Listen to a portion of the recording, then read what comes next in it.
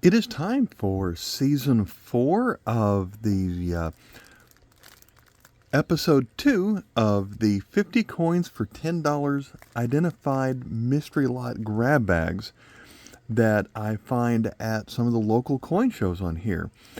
So the next 4 videos in this series are going to be the 4 bags that are currently on the screen.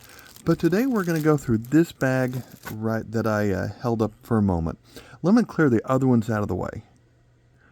So I've really enjoyed putting together the series. I hope that that you find these to be fun videos, but I personally find these to be worthwhile purchases. And when I went, there were 6 bags. We opened the first bag in the last video of this series. I picked up 5 of them, but this one I wasn't so sure about because, as you can see here, over 10 coins that we're getting were going to be all from this Costa Rica set. I have nothing against Costa Rica. They don't have that much variety, as you can see on here, and so I didn't want to spend that much money on Costa Rican coins. And so the lady, the co-owner of the company, said, "Tell you what, since you weren't interested in paying $10 for it, would you pay $5 for it?" Yes, I would. So this one was a little bit of a discount because I wasn't eager to purchase all of these Costa Rican coins. Now, there's still another 30 plus coins back there. So we're going to see what's going to come in here. Let's take a look at this set. So probably not an official mint set. And one thing I was worried about is if these coins are literally glued in there, are they all going to be damaged? And based on only one had fallen off when I had first saw this, but now that 4 of these had fallen off, and you can see the goo on here, and so a lot of the Costa Rican coins, as you can tell, they pretty much all look identical on this side. You flip them over, there are going to be some subtle differences. You have size of the mountain, size on the boat, and let's see, this thing is completely sealed, so I do not want to open it right now. This is probably something that was sold in a gift shop or in the area, but they had a price of $6.50 on here. I don't know if that would be what the actual going rate is on something like this, but you can see there are varieties of metals. Here's 2 5s, here's 2 10 colones, another 5 fell off right here, 20, 10. Might be more interested in like the 50. That one I may not have. But, oh, there's also a variety of the number of stars on the other side as the equivalent of states or provinces that are in that country. But as a bonus, we get a banknote on here. And so this one probably is ruined because of the way that it's appeared to be glued to the paper on here. Someone punched a hole in this. I don't know if that hurts it or not. But we have a little paragraph here explaining what we look at with this money. And so for $5, I'm happy to have this in the entire bag. But I was a little unsure about paying $10 for it. And so just kind of a recap on what we find in some of these. We do tend to see bunches of the same countries over and over again. Although the first couple of coins I've identified out of this bag that I just see peeking through here were not ones that we saw in the last bag where we had mostly Japanese coins. My first impression was that I was a little bit disappointed, but when I actually went back and added up the book value, it came up to 30 bucks. I thought it was worth it. Can't go wrong, though, with these being $5. But we're going to start with this coin from Aruba right here. 25 cents. Nope, not Aruba, but Netherlands. Since this style of design went on to the Aruban coins. 1998. So one of the last coins before they went to the euro. I had to think about if they went to the euro or not. But Queen Beatrix. 25 cents. 1998. There's a couple of privy marks on this side. Looks like a diamond and grapes. See a coin from the Philippines here.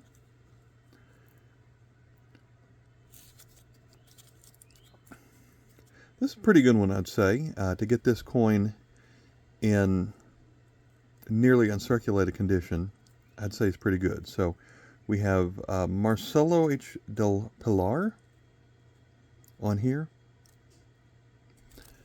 I'd say that was a pretty good one, probably an upgrade from my collection. Now, the last video we had about 5 of these. I'll have to go back, and there are some varieties to look for in the catalog, but they didn't even bother to label this 1 cent coin from about World War II days.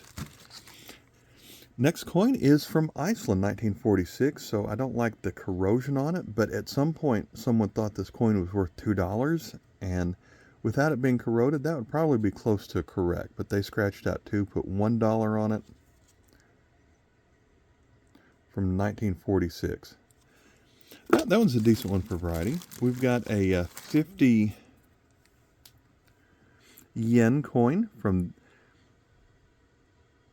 let's see if they have a year on this one. Yes, they do. I did find that if they wrote in pencil the price on here, that the book value was almost always correct. So this one probably is going to be worth 65 cents like they suggest. So year 42 is going to be 1967.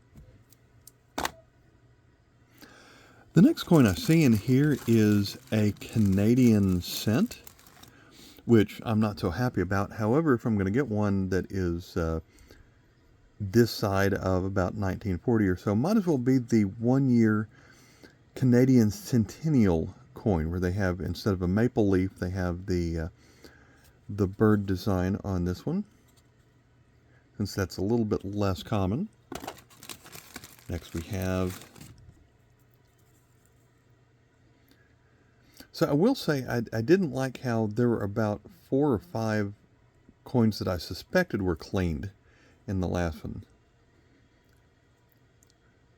If it's going to have tarnish in the grooves but look shiny everywhere else, I'm thinking this one was cleaned. Extra fine might be 50 cents on something like this, but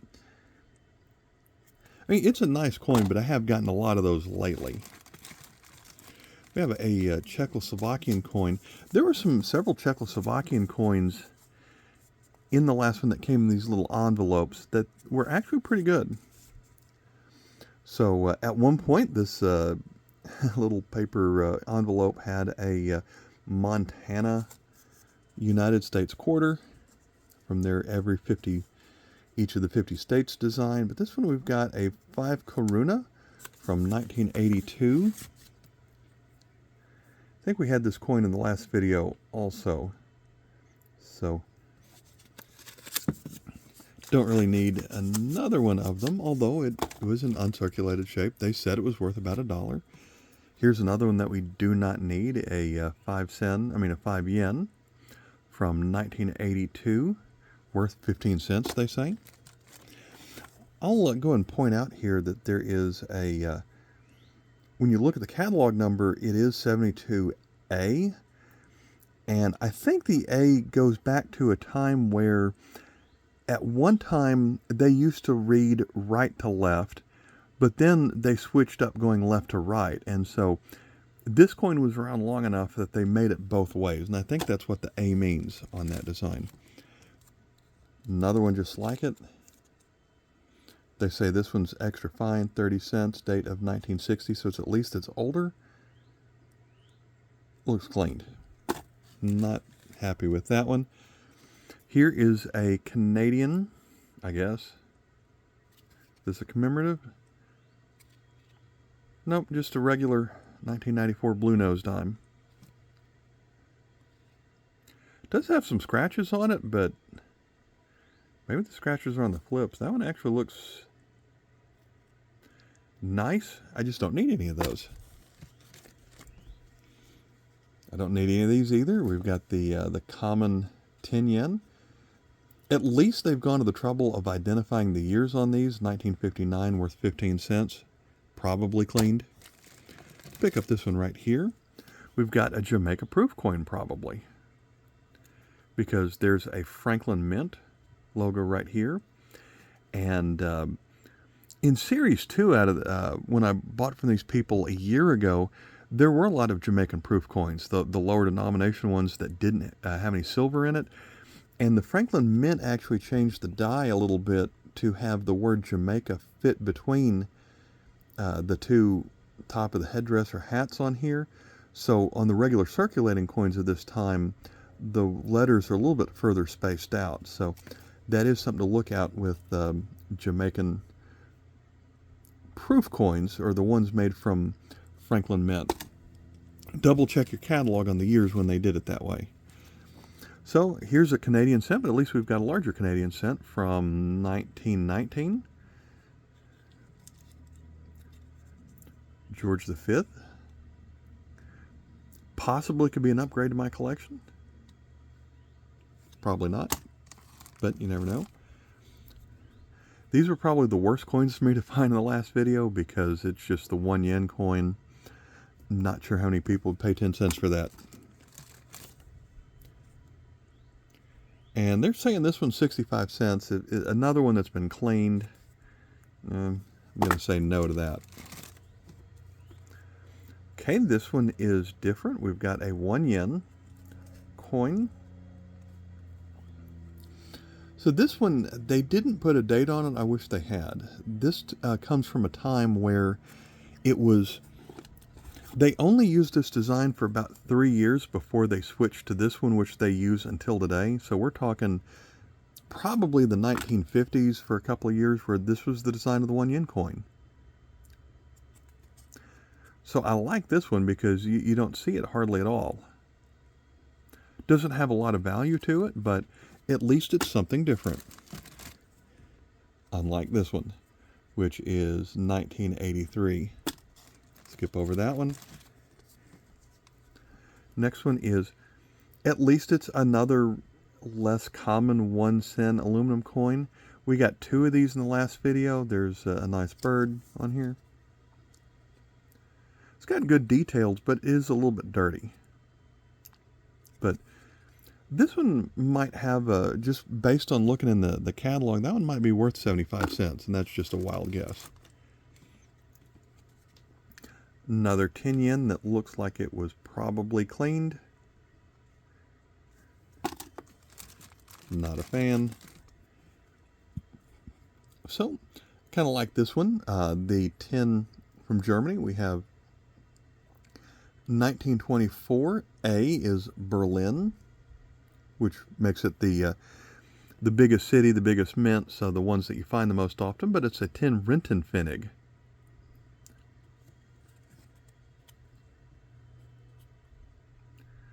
And so this comes from a time that this didn't last for too long until they replaced it with the Reichspfennig.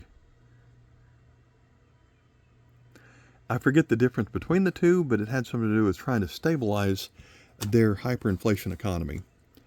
Another of these, year 1978. See, one says Italy on it. We have the Italy coin I need the least, which is this 50 lira coin. Get those all the time in bulk lots. Here's a, this one's probably a better coin for my trade pile. It's going to be from Saudi Arabia, a 10 halala coin. Maybe $1 is accurate on that. But it's a design that is used for quite a while. The year 1400, I believe, is 1980. Is that what it said? 1979. So a lot of their coins look the same. They made subtle changes. They would make a coin mint it for about 1 year, not mint any for maybe the next 5 years, and then they go back and have slight changes to the design. So if you could read Arabic, some of the words in here would be changing. And so each one would get its own KM number. So it is one of those where I always have to double check it in my catalog. We've got a tiny coin right here. Not even a coin. Franklin Roosevelt. Not a fan of play money being in a set like this. I'm glad I only paid $5 for this bag so far, because there's nothing here that really stands out. Another one of these. At least this one's uncirculated. Looks to be worth about, I'd say, 75 cents. That seems right. Another of these 1 yens that we talked about earlier, and there it gives the date, 1949. This one doesn't look as nice as the last one. Got some kind of goo on it. Looks like someone spilled a beverage on there and then put the flip around it. So that one's gross shape. Another one was Japan, another of these, another, I don't want those. Another of these little better ones. This one is in better shape. Wish they'd have an estimated price on it. That one could be worth $1. Another of these. If every bag in this series has 5 of these, I'm going to have way too many of these. So is this going to be a Canadian beaver nickel? Yes, it is. 1970. They call it proof-like. So I give bonus points for a proof-like coin. At least it's pretty. Someone would be happier about ending up with this one from one of my bulk lots, I guess. They're easy to find. I wouldn't pay $1 for it, though.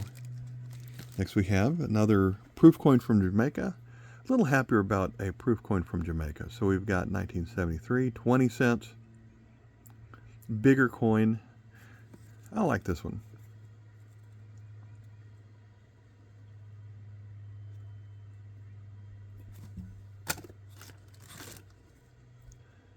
Another nope. It just, when it's cleaned and done poorly, it goes from the nice shiny metal that it's supposed to be to this kind of, I don't know what to even call that. It's a kind of a dull copper look that you would not see naturally. Another no, I don't like it. 100 yen. At least it has some value. I've just gotten too many of these over the years. And that one even looks a little sticky there at the bottom. Last coin in the bag is going to be another of these. So a little bit of corrosion on it.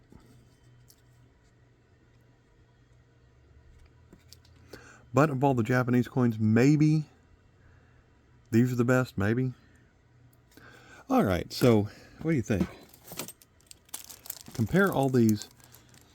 How many even Costa Rican coins are in here? 1, 2, 3, 4, 5, 6, 7, 8, 9, 10, 11, 12, 13, 14, 15. So 15 Costa Rican coins. The note.